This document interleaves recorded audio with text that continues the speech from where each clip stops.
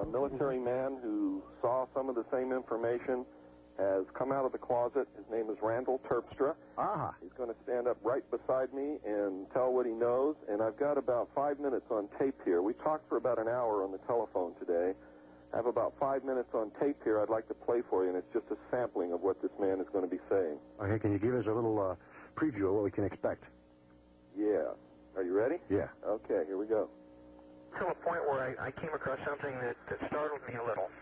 In the same document, your final release document, you used two terms that I've only seen one other place, and that was majesty and majority.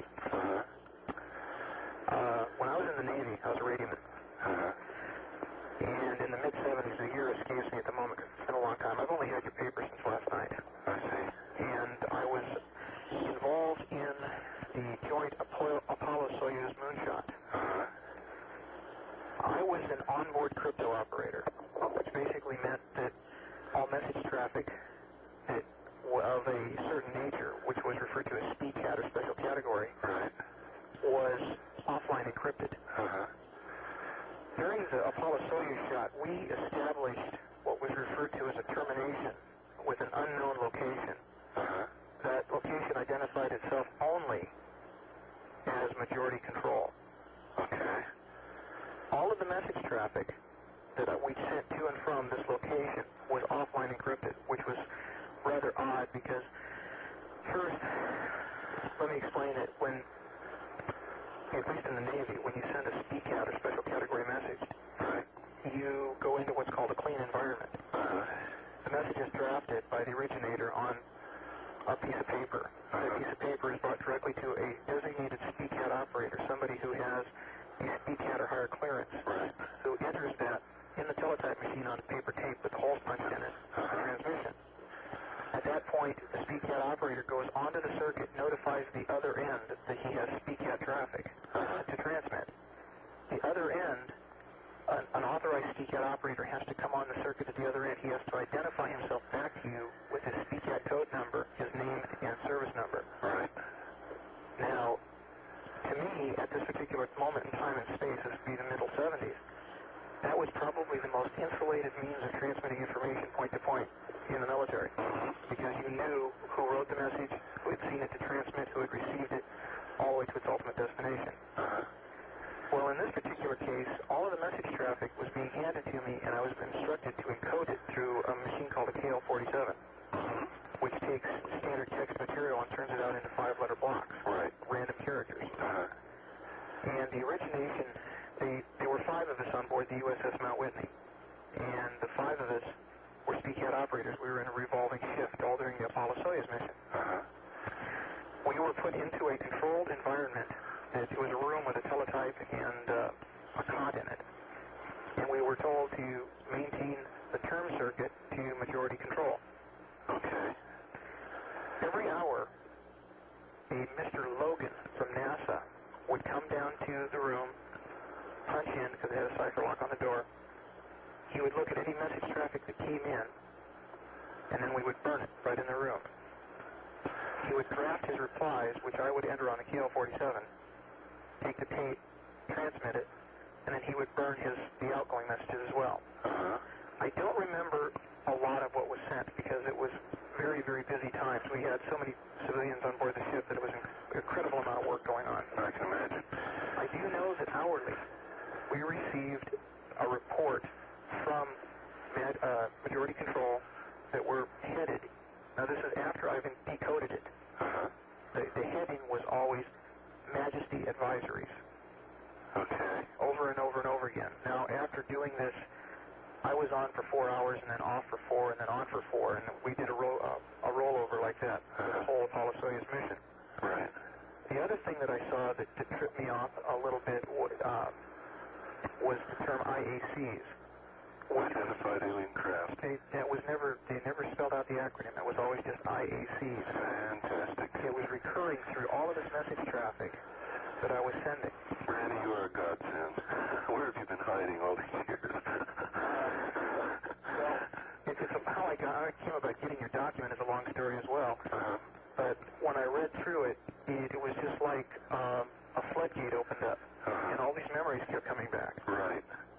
Now, at the end of it, after the Apollo-Soyuz mission concluded, the 5 operators, myself included, were given 50 days basket leave, which in the Navy meant they gave you leave for free. Sure. They didn't dock it. Yeah. Go home, get drunk, forget about this. Exactly. Yeah. And when I came back, I was taken from 3rd class to 2nd class, spot promotion, and I was moved to the teletype repair shop. And so, which was very prestigious at that time. Yeah, and it's quite normal when you're exposed to this material. They either snuff you or promote you. Well, I've lost contact with the other. I mean, we had a ship reunion several years ago, and it never occurred to me about these other guys. But I don't have a conscious memory of seeing them. Yeah. But as I said, when I read through this, it was rather startling to see things that that I'm aware of.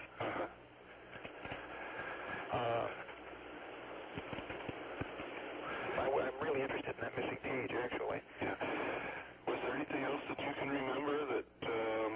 No, that's it. I mean, at the time, it didn't mean a damn to me. I mean, being a radioman, we pumped so much traffic through that ship. Mount Whitney is an amphibious communications command ship. Yeah, I'm familiar with it. Were you in the Navy at the time that Nixon resigned? No, I was not.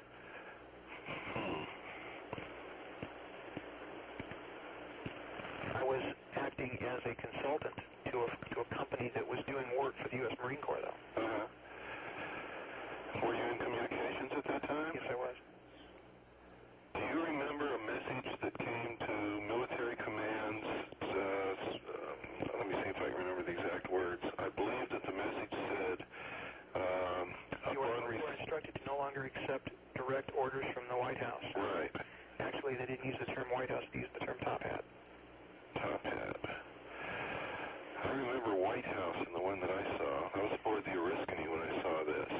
I was working with a Lieutenant Colonel A.P. Finlon, F-I-N-L-O-N, as a civilian consultant on a device called the MCC-20, which is a multiplexer device.